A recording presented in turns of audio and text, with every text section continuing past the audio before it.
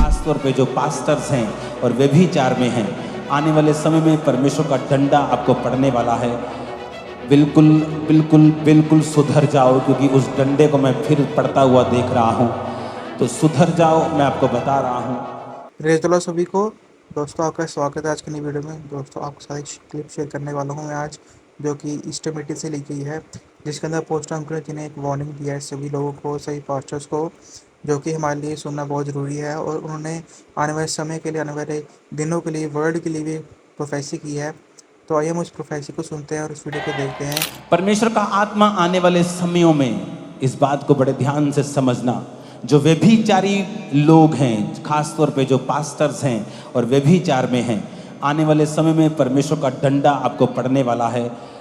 बिल्कुल बिल्कुल बिल्कुल सुधर जाओ, क्योंकि उस डंडे को मैं फिर पड़ता हुआ देख रहा हूँ। तो सुधर जाओ, मैं आपको बता रहा हूँ। आने वाले समयों में ये और जाहिर होंगे, बहुत लोग जाहिर होंगे, खासतौर पे जो पास्टर्स हैं। परमेश्वर का आत्मा तुमसे खुश नहीं है जो व्यभिचार में हैं, और तुम्हें वो मौका दे रहा है। अगर तुम नहीं सुधरे तो वो आखिरी बस खत्म होगा, उसके बाद तुम सेवा नहीं कर पाओगे।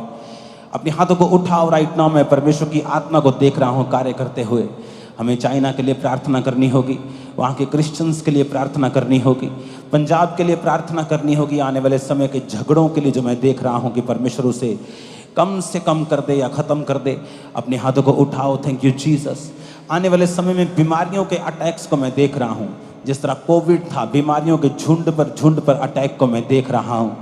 परमेश्वर का आत्मा बचा कर रखे, लहू के नीचे छुपा कर रखे। अपने हाथों को उठा के परिवारों को मैं यीशु के लहू के नीचे छुपाता हूँ और सारी बीमारियों को डांटता हूँ, सारी शैतान की योजनाओं को डांटता हूँ। सब शैतान की योजनाएं यीशु मसीह के नाम से कैंसिल हो जाएं। आप और आपका परिवार एक बड़ी गवाही के साथ वापस आने पाए और सेफ रहे यीशु मसीह के सामर्थी नाम में। इजराइलियों को बिलाम भी श्राप नहीं दे पाया। पता क्यों? उस टाइम के इजराइली पाप से दूर थे, पर बिलाम ने एक सलाह दी राजे को। कहता मैं इन्हें श्राप तो नहीं दे सकता, बिकॉज दे आर प्रोटेक्टेड, ये प्रोटेक्टेड है, ये मैं इन्हें कर्ज तो नहीं दे सकता हूं, ना इनका नुकसान कर सकता हूं, पर मैं एक सलाह तुझको देना चाहता हूं। तू ऐसा कर, कुछ सुंदर लड़कियों को ले और इजराइलियों के बीच में भेज दे। तो राजा ने क्या किया? उसने सुंदर सुंदर लड़कियां इकट्ठी की, सबसे सुंदर, सबको इकट्ठा किया उसने, और सबको इकट्ठा करके इजराइलियों के बीच में भेज दिया। और जैसे ही उन औरतों को भेजा इजराइलियों के बीच में, इजराइली उनको देखा और व्यभिचार करने लगे। और बाइबल कहती है ओवरनाइट, रात को 25,000 से ज्यादा लोग, ज्यादा इजरायली पुरुष एक ही रात में मरे थे परमेश्वर के क्रोध के कारण। जो एनिमी का श्राप नहीं कर पाया, जो शैतान नहीं कर पाया, जो राजा नहीं कर पाया, वो एक पाप ने कर दिया जो बड़े बड़े काम राजा नहीं कर पाया। क्योंकि अविश्वास, योग्यता और व्यभिचार परमेश्वर की दृष्टि में लिखा इतना घृणित है कि पूरी बाइबल इसके खिलाफ है। व्यभिचार, गंदी पिक्चर्स को देखना, गंदी वीडियोस को देखना, मन में गंदे विचारों को पालना, उन्हें सोचना और उनमें आगे बढ़ना, आदमी का आदमी के साथ गलत संबंध, औरत का औरत के साथ गलत संबंध। व्यभिचार इतना गंभीर पाप है कि परमेश्वर के वचन का यह अनादर करने के बराबर है।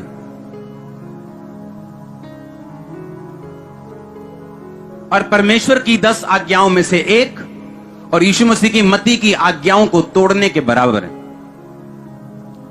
बाइबल में जितने भी पाप हैं, बाइबल कहती है कि व्यभिचार एक ऐसा इकलौता पाप है जो आप अपने शरीर के खिलाफ करते हो। लिखा, व्यभिचार करने वाला व्यक्ति अपने शरीर के खिलाफ पाप करता है। और बाइबल कहती है अगर आप अपने शरीर को खिलाफ पाप करेंगे, जहां पर पवित्र आत्मा रहता है, तो परमेश्वर इसका दंड आपको देगा। दुनिया में बहुत सारी ऐसी घटनाएं हैं जहां पर लोग इस व्यभिचार के कारण मर गए। और अगर आप ध्यान लगाएं, दुनिया में वो एड्स की बीमारी हो, वो और ऐसी कितनी गंभीर बीमारियां हैं जो इस व्यभिचार के पाप की वजह से लोगों को लगती हैं।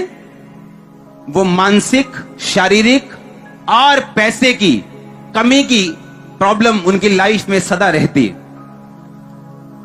व्यभिचार एक ऐसा पाप है, अगर ये आपकी लाइफ में रहे तो नीति वचन 5 उसकी 1 आयत से मैं पढ़ूंगा। हे मेरे पुत्र, मेरी बुद्धि की बातों की ओर ध्यान दे, मेरी समझ की बातों की ओर कान लगा, जिससे तेरा विवेक सुरक्षित बना रहे और तू ज्ञान के वचनों को थामे रहे। क्योंकि पराई औरत के होठों से मधु शहद टपकता है, उसकी बातें तेल से भी अधिक चिकनी हैं, लेकिन उसका परिणाम नाग दोना सा कड़वा और 2 धारी तलवार सा पैना है। उसके पांव मृत्यु की ओर बढ़ते हैं, उसके पग अधोलोक तक पहुंचते हैं, इसलिए उसे जीवन का समथर पथ नहीं मिल पाता। उसके चाल चलन में चंचलता है, परंतु वह उसे आप नहीं जानती।